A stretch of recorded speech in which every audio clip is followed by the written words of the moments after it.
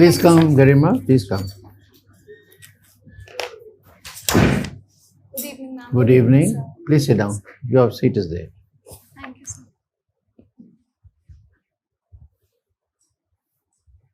Settled? Yes, sir. Thank you, sir. So tell us about yourself briefly. Yes, sir. So my name is Garima. I was born and brought up in Buxar district of Bihar. Thereafter, I went on to do my graduation from Kirodimal College, University of Delhi, after which I have been preparing for the civil services. In my free time, I like to listen to podcasts, which are mostly in the self-help and self-improvement genre. So Garima, I was very happy to see you were awarded Best Essay on Women Empowerment by a UN Forum. So what were the points that you mentioned in this essay on how to empower women? Yes, sir. Some major 3-4, very short. Yes. So in this essay, first of all, I talked about what are the major challenges that are prevailing the situation of women in India at present. And thereafter, I tried to address them in different dimensions. For example, with respect to the political challenges, I talked about how political empowerment of women is going to change the landscape from women empowerment to women-led development. Thereafter, I also talked about the economic empowerment of women, wherein how we can take small steps to significantly increase the labor force participation rate of women. Thereafter, I also talked about what are the legal challenges prevalent and how can we address them in small ways. In the end, I also talked about the long-rooted socio-cultural issues that are prevailing at present in our society and how we can go on to address them, all of which cumulatively would help in the advancement of women in our country. So now all these points that you have mentioned, political, economic, social empowerment, now you're from Bihar. How would you implement these 3-4 points if you become DM of one of the districts, say Buxar only or Bihar?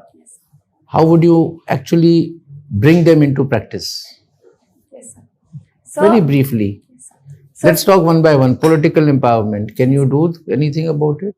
Yes, sir. So I would like to provide any sort of counseling that I can provide to the Sarpanch and Panch that already exists to empower them politically and to make them more aware of what are the functions that they can undertake. Suppose the women seats or women reservation is just about 33%, 1/3. Yes. Exact.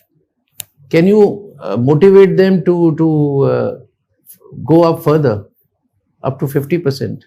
Yes, sir. Sir, at present, Bihar government already has at least 50%, and in practical, it is 52% who are holding it at present. Right. Economic empowerment of Sir, Bihar. I think self-help groups would play a very important role. So I'll help them to provide them knowledge of any schemes that are available at present. For example, the Saksham Learning Centers, Mahila E-Heart, which would help them get integrated in the MSME value chain. Sir, for the social empowerment, I would first of all empower them in terms of their health and nutritional aspect, make them aware about it, provide them vocational education and skills that would help them, and also provide them any counseling with regard to domestic violence or other issues that they are facing. This prohibition in Bihar prevented some domestic violence? Has it helped? Yes, sir. So prohibition was a policy which was implemented because of the plague, because of the condition that women were facing in Bihar. And I think it has immensely helped and improved the condition of women in Bihar. So, Garima, you are an accountancy student also. Yes, sir. Now, the budget is presented annually by the union government, also the state governments. Now, there are 3-4 statements, profit and loss, balance sheet, funds flow statement. What exactly is the form of budget? So the budget is an annual financial statement, which is in the form of a balance sheet that is present, that shows the actual receipt and expenditure of the past year and the estimated receipt and expenditure of the upcoming year. But where are the assets? Where are the liabilities? So the macroeconomic policy statement that is presented, it also talks about the assets and the liabilities. No, but there are only current assets and liabilities. Yes. What about fixed assets and fixed liabilities? I am sorry, sir, I am not able. Or is it more we are discussing, Yes, sir. Garima? Yes. Don't have to be regretful. Government never says ki this is a financial statement, P&L or whatever. What about possibility of it being a funds flow statement?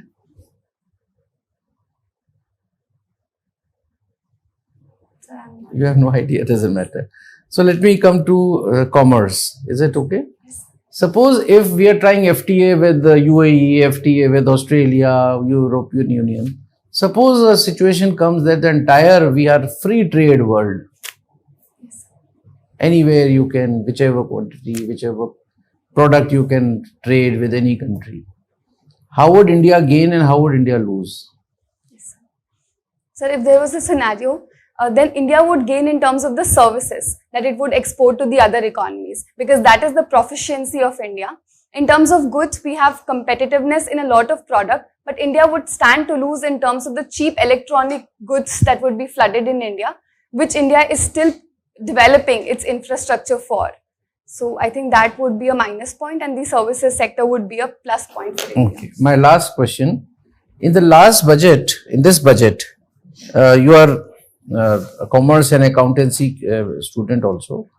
So among various schemes, there are some schemes in the small savings category started by the union government only for women. Yes, sir. Can you recall that? Yes, sir. So one scheme that I can recall is Mahila Samman Bachat Patra, in which it is only for the women of India who can save up to rupees 2 lakh, and they would be provided a fixed interest rate of 8% on that, and it also provides a partial withdrawal facility on that. Very good. Thank you, Garima. Thank you, I sir. pass on. Garima, you're talking about women empowerment.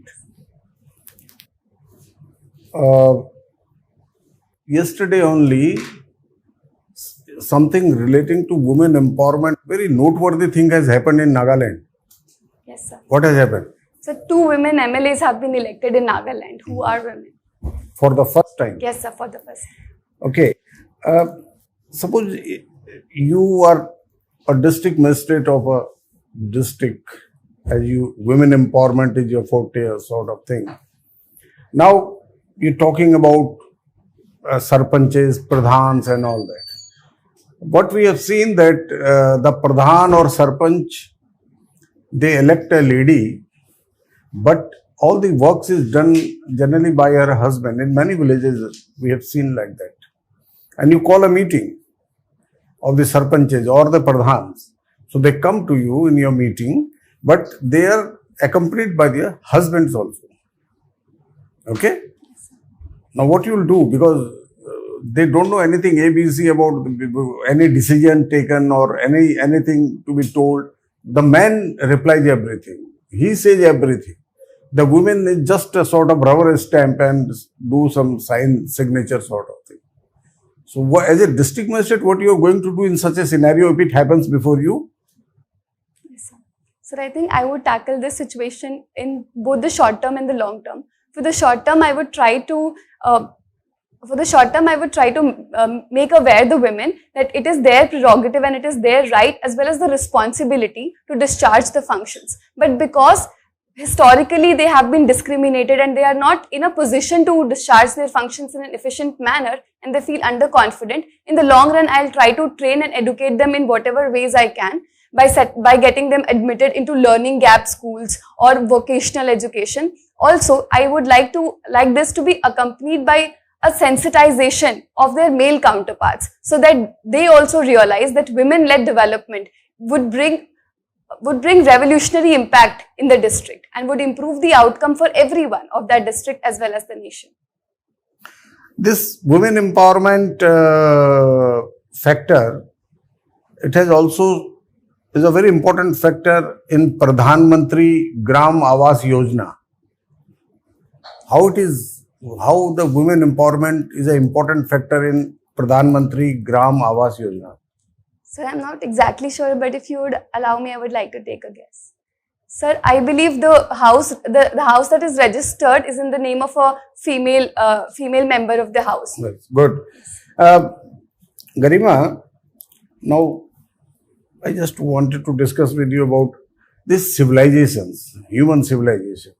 The human civilization generally it has grown centering around certain religions, and generally if you see, the civilization is grown centering around a particular religion, and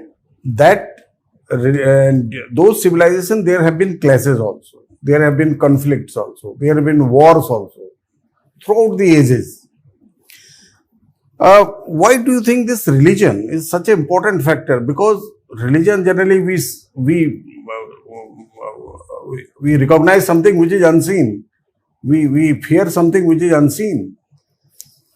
On the basis of that, the religion, and it has created so much of war, so much of problems throughout the globe. Why this is so important to human being, this religion, that so many wars? Sir, I believe religion is something that we tend to draw our identity from. We tend to follow it and practice it on a daily basis. And there are some moral conducts which are written in our religion that we sought to practice. However, the problem comes when we start to believe that the interest of one religion is mutually hostile to the interest of another religion. If that was not the case, then I believe all the religion has something good to preach about. And if everyone followed the good part of their religion, the world would be a better place and a more harmonious place. Why it doesn't happen then? What is the root cause? So some of the reasons I can think about is that there are multiple interpretations that people can draw out of the text given in their religion. Apart from this, there are always certain antisocial elements that would try to socially engineer and take advantage of the cleavages that exist in the society. Okay. My last question is a current situation. Have you heard something about Belt and Road Initiative? Yes, sir. What is it? So, Belt and Road Initiative is a global development initiative undertaken by China, wherein it is trying to revive its ancient Silk routes and establishing trade and investment relations with countries all over the world. So, CPEC is a part of the Belt and Road Initiative, in which China is trying to connect its Xinjiang province with the Gwadar port in Pakistan, and thereby having an access or an opening in the Arabian Sea. But it has already access to Arabian Sea through Malacca, through Indian Ocean. It has already access over there. Why it is insisting on this route, land route? So the geopolitical scenario has been changing, and the world is now shifting to a more multipolar world, and powers like Japan, India are emerging. So China believes that its trade, and a huge part of China's trade passes through the Strait of Malacca. So it is China's Malaccan dilemma, which has led to an insecurity in the mind of China, so that it wants to create a buffer that in event of any insecurity, it would be able to bypass that route and maintain its trade relations through Arabian Sea. Why this Xinjiang province of China is always in news? Sir, Xinjiang province of China, as far as I recollect, is in the news because of the human rights violations that has been happening there. And, is there a special community over yes, there? Sir. So the Uyghur Muslims reside over there. Good. Thank you very much. Garima, let's talk about your educational ed tech startup. So can you tell us a little more about it? So during my college, I worked with an edtech startup, which is an edtech consultancy firm with regard to Delhi school admissions. Delhi school administration. So do you think it has capability of being adopted by on a larger scale in India? So yes, sir. So in this startup, the model is that because of globalization, most of the parents are working parents, and there is a demand-supply mismatch in the seat availability of school. So we have to fill, let's say, 15 to 20 forms, and then the chances of this child getting admitted in one school increases. So I think given this scenario, it has a huge potential to be replicated in other cities as well. First starting from the metropolitan cities and then going on to the other tier 2 and tier 3 cities as well. Garima, you have studied accounts, so you know direct tax revenue Yes, sir. and indirect tax revenue. Yes. So in this budget, can you tell me the figures of direct tax revenue and indirect tax revenue? I'm sorry, sir. I'm not able to. All right. So if you are made secretary in finance ministry and you are asked to raise revenues, which one will you touch, direct or indirect, to maximize the revenues? Sir, I believe I would raise the direct taxes because it is progressive in nature, unlike indirect taxes which are regressive in nature and hurt the pocket of the poor people and the rich alike. So I believe, and at present the direct tax payers in India are the lowest among the OECD countries. So the tax base there can be increased effectively and it would not hurt the common man as well. You have heard of the term EBITDA? Yes, sir, I have. So can you explain what is EBITDA? Sir, it is earning before interest, depreciation and tax. And what does it represent? Means why is this figure so crucial in a balance sheet? Sir, it is on this figure after which the depreciation is charged on the assets, and on this figure, after arriving at that figure, the taxation is deducted. So it is basically the gross revenue that any firm earns. And Garma, what is difference between depreciation and amortization? So depreciation is charged on tangible assets, whereas amortization is charged on intangible assets.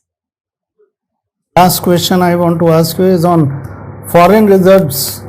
What are the components of foreign reserves of a country?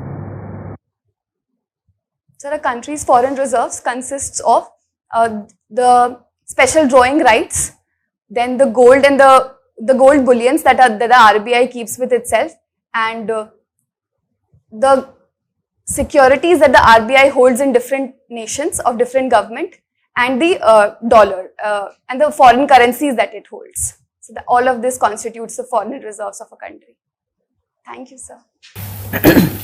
Garima, you are the Secretary Ministry of Women Empowerment and Women and Child Development Department.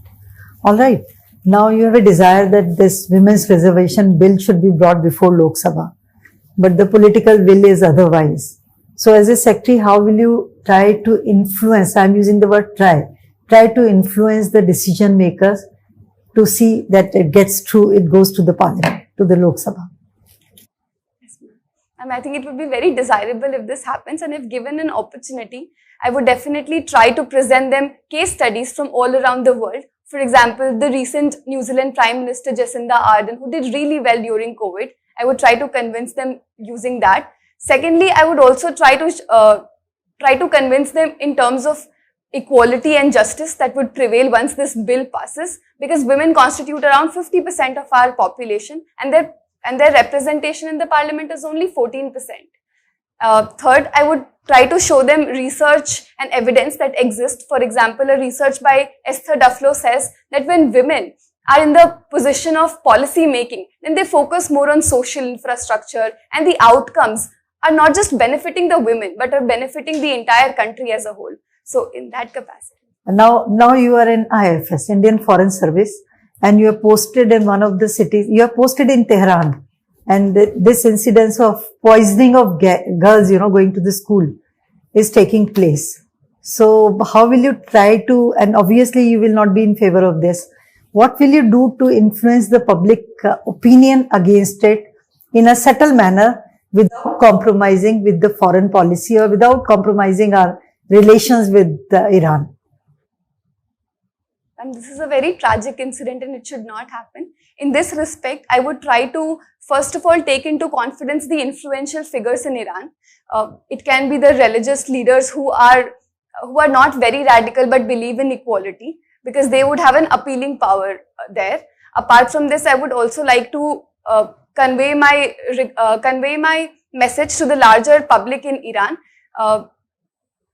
about how the situation at present is tense, but slowly it would improve over the period of time. As per the latest report, GDP has gone down to 4.4%. What is the main reason for GDP lagging behind? Ma'am, the present estimate has been revised because the base year GDP has been revised, and it is an impact of that. But the GDP has been lagging behind because of multiple reasons. One that I can think of is that we are still recovering from the... No, there is only one reason which has been given. I am talking about only this quarter's GDP. Yes, ma'am. So there is only one reason. One sector has not performed well, manufacturing sector. So what needs to be done to bring it up? In terms of manufacturing sector, the first thing that needs to be done is infrastructure boost, which would help in infrastructure creation and would directly impact the manufacturing sector. The second thing that can be done is to improve the logistics of an economy, and that's all I can think.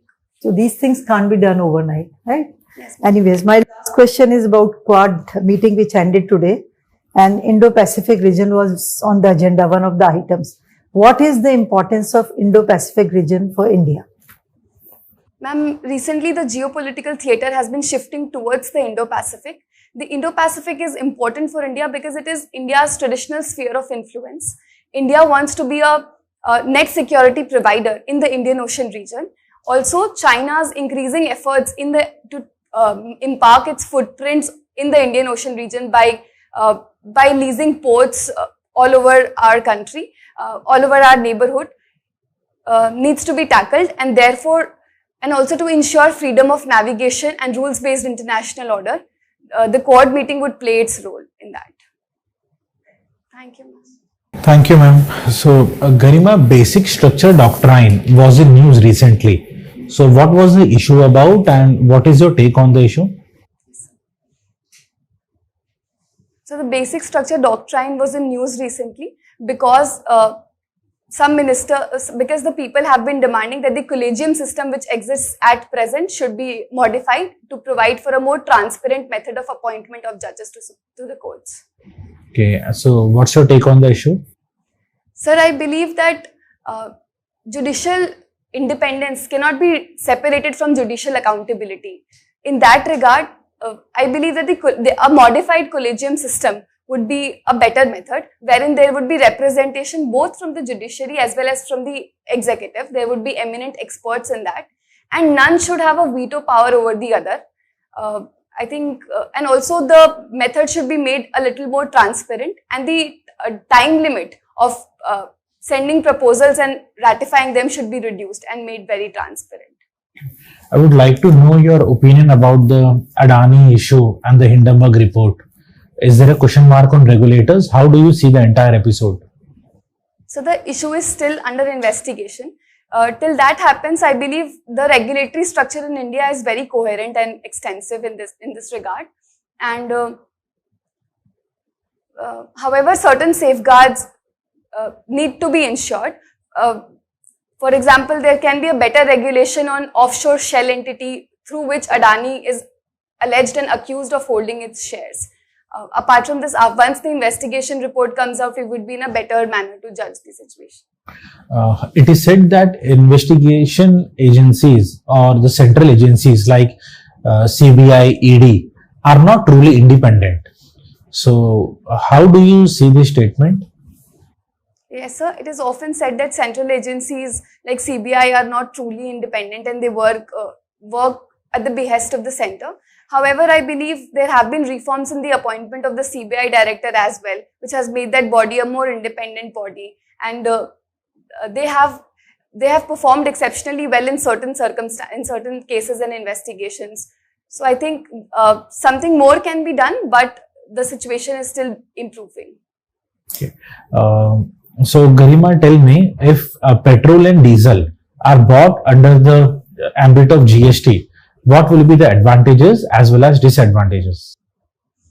So if petrol and diesel are brought under the ambit of GST, then the input tax credit would be claimed on that, and the ultimate price that the consumer pays for them would reduce. However, the major disadvantage that it would bring, because it is the major source of revenue at present for the central government, the revenue would decrease. Okay, thank you, Garima. I pass on to Chairman, sir. Thank you, sir. Garima, this G20 anti-corruption group had met some time ago. So what have been the demand from the Indian side to the G20 countries? Yeah.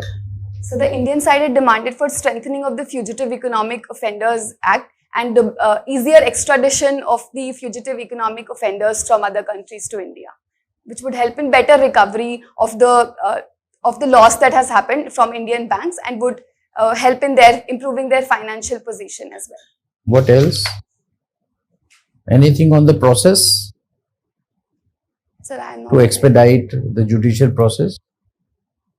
No, sir. Okay, doesn't matter. So, Garima, we are on the verge of closing our interview, but before that, if you think that something has not been covered by us from your DAF, then maybe I can ask one more. Already done? Yes, sir. So thank you, Garima. We are done with the interview. You may proceed to the next room. We'll call you in another 2 Thank you minutes. so much, sir. Thank you. Garima,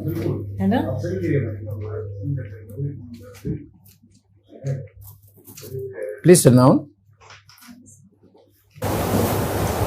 Garima, unfortunately, you may not have much to write.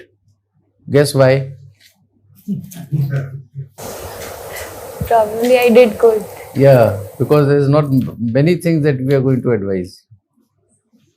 Anyway, you have done exceedingly well, Garima. So you have already mentioned that you think that you have done well, haven't you? I've What's done- your own assessment? So I can do a little better. Yeah, there's always scope. We'll tell you some of the things where you can improve, but you are excellent and keep it up. Just 2 things very shortly. Bring your communication during the interview from relatively debate kind of mode to a conversation mode, right? So I know you have never been a debater, but you could be a very good debater. So what I saw and others also saw, that you were making your point very effectively. That is a good point. But your entire mode was as if, you are debating on a point. It's more on a baatcheet. So that is why I said, जब आप एक भी question answer नहीं दे पाई थी, मैंने कहा we are discussing it. It was like a conversation. So conversation में debate तब होता है जब आप one sided बोलते जाते हो. You did not raise your hands. I'm just to explain that what is. So just see your video again when you watch. So just as much as possible, जितना भी आप change कर सकती हो. नहीं change कर सकती तो you be as natural as you were today, because you have done so well. We have given you 72% for today's performance, which amount to near 200, right? So अगर कुछ भी नहीं करोगी तो तुम्हें इतना मिलना हमें लगता है निश्चित है, और अगर तुम थोड़ा सा चेंज कर लेती हो हल्का सा तो you will cross 200. That is for certain. That is my first point. Second, a few corrections.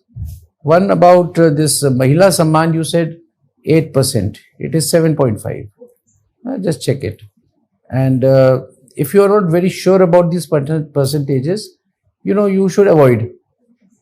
Skip कर जाओ, कोई जरूरत नहीं है. कोई परसेंट पे इतना कोई वो नहीं है. मेन है पता होना चाहिए कि हाँ, the moment you say महिला सम्मान this हो गया तुम्हारा नंबर पक्के, right? Secondly, regarding financial statement, since you are slightly stuck on that, never get stuck on such questions. ये कोई जनरल नॉलेज वाली बात नहीं है कि पता है तो ठीक है, नहीं पता है तो sorry. It was basically, that is why I said कि it is not a question which is written somewhere. There is no answer. But हमारी background accountancy का, and you are such a bright person, so we thought that we will discuss and think कि अच्छा भाई क्या है उसमें, क्या चीज नहीं है, क्या. You could make a try. Even if I say कि it is more like funds flow statement, I mean nobody will endorse my point because it is not written. वो FM नहीं कहती है कि today I am presenting the funds flow statement. But you being an accountant और accountancy आपने की है तो उस light में I was asking. So isn't it more like a fund flow? Where is the money coming from? Where is the money going? Because you don't mention the assets. अब assets देने लगे तो न जाने क्या क्या अपनी बिल्डिंग का भी आ जाएगा, और कैश कितना पड़ा है वो सारा दुनिया खुल जाएगी कि what all money that we have, both current and versus fixed assets and liabilities also, कि वर्ल्ड बैंक को इतना देना, ये सब तो नहीं आता. It's just where the money has come from. वो आता है ना, रुपी बनती है, कहाँ से पैसा आएगा कहाँ जाएगा. So if at all somebody asks this question, it's more like a profit loss इसलिए नहीं है क्योंकि there cannot be any loss. A fiscal deficit is not a loss. Fiscal deficit is the difference between your income and the expenditure. So it's basically income expenditure statement and funds flow, where the money will come from, where the money will go. That's all, Garima. Otherwise, you're near perfect. Garima, you are excellent candidate. Excellent candidate. Okay. So I have nothing to say to you about. Only thing is that you please keep on doing whatever you are doing for your studies. Just keep on doing that till your interview is over. One small suggestion that whenever you listen to a question, then you, while answering, you first repeated that question. Now, this may be a good thing or this may be a bad thing. I mean, I am not judging that. But I think, in my opinion, it will be better that in one question, say you repeat the question and then answer, or you may not repeat, then answer. So it will balance it out actually. Otherwise, for all members, if you listen to question and while answering, you preface that answer with that question itself. So what does it, sometimes it becomes some monotonous type of things actually. So sometimes you can do it. I mean, if it is in your habit, so you don't avoid it. You do it, absolutely no issue. But sometimes you avoid it also, so that it becomes balancing thing. You know. So that's the only thing is my suggestion from my side to you. Otherwise, you are excellent candidate. I tell you, excellent. All the best. Garima, excellent. Very good. Very well attended. Even the question that you, the second part of the question, so always look into the, from where the money comes. 1 rupee, पैसा कहाँ से आता है और कहाँ जाता है. So there you will find direct, indirect percentages.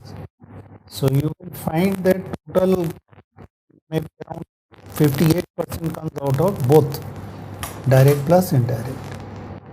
Now go into separate. Direct कितना है, indirect कितना है. You need not give me exact figure. You could even mention the percentages, which is more than enough. And second part, you were right. Where if you are finance secretary, what will you increase? All right. So your analysis and reason was very good. And rest on, you addressed excellently. Well done. Just keep it up. Garima, I was so happy on your reply as Secretary Women Development. You know, it was such a beautiful answer. But when it came to being ambassador in Tehran, you should have taken some time to think. No, you on opinion-based questions, situational questions, you should not hurry up the reply. You said, I will talk to religious leaders and all that. I think you should take care of that. And secondly, when you were not aware of this GDP and manufacturing sector, instead of guessing and coming out with wrong answers, I believe it's better to avoid, you know, unless and until you are very sure. Right? So otherwise you are excellent. Thank you very much. So Garima, nothing new to add, just keep it up. Wish you all the best. I pass on to Chairman sir. So Garima, anything you would like to ask us? Sir, if you permit, I would like to ask ma'am what to do in that Tehran situation. आप बताओ, मुझे तो पता नहीं. आप ambassador हो, आप अपनी गवर्नमेंट की पॉलिसी के अगेंस्ट तो कुछ करोगे नहीं. सो ऑब्वियसली जो जिनके साथ आप इंटरेक्ट करते हो, योर कोलीग्स और सम dignitaries who visit you, you can just discuss in an informal manner. You can't do anything beyond that. You can't go to religious leaders and start talking about it. Isn't it so? You can influence the policy making in your country. Maybe they are able to play some role in that. But you have to be very cautious, no? Ambassador only does what is the foreign policy of that particular country. You don't go out of the way to talk to religious leaders or, you know, leaders, political leaders and all that. You don't do that. Right? Anything else, Garima? Nothing? So this is your second attempt and first interview? So how have you done your mains? Okay, and by how many marks you missed the mains in the first attempt? Oh, acha, that. So you have done well. Which was your optional? Commerce and accountancy. Commerce and accountancy. You are happy when you came out? Yes, sir. I was very happy when I did paper 2, but paper 1, I think I could have done better. So you must be calculating marks, how much marks you will get. How much have you estimated? So in the entire Out of mains, 1800? so around 800 plus. So, Sumesh Yes, sir. 800 it's पे क्या? enough. It's enough. 800 में 200 जोड़ो जोड़ो. Generally, sir, the toppers score around 950 to 1000. So अगर 200 गरिमा को 200 मिल जाते हैं तो 1000 में. टॉपर्स में. तो ये तो टॉप 20-30 होपफुली. So गरिमा हम आपको मतलब कॉम्प्लेसेंट मत होना हमारे कहने से. Only to motivate. You have already done your main. You can't do much about it. But इसमें आप बहुत अच्छा स्कोर कर लोगी. Keep this spirit on for the another next 14 days. Okay. गरिमा अभी और थोड़े ज्यादा अभी मॉक्स मत देना. कभी कभी एक लास्ट मॉक ना कभी कभी नेगेटिव फीडबैक की वजह से वो माइंड में रह जाता है. So go with the positive intent only.